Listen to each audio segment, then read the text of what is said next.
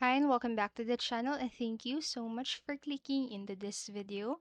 So in this video, I am going to teach you how to fix the 4B538E50 error and the service issues in the NBA 2K24.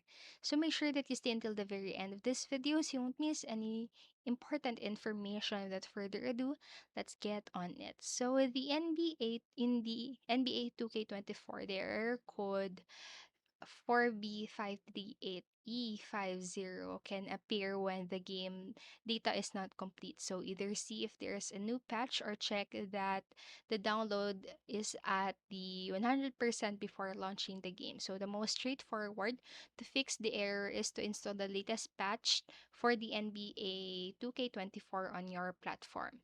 So to do that, first, if you're using an Xbox, you can go ahead and follow this one.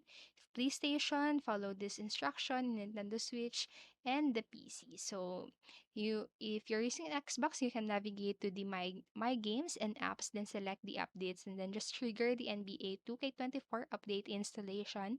And then if you're using a PlayStation, just find the NBA 2K14 in your library and just select the check for updates and then install available updates.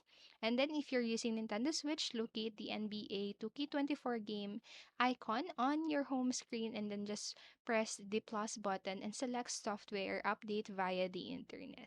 And then if you're using PC or using PC, then using Steam in there, so open your Steam and then find the NBA 2K24 and then choose check for updates from the main menu.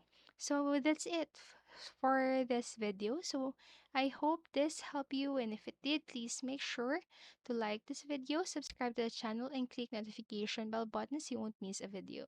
Thank you so much for watching and have a great day. Bye bye.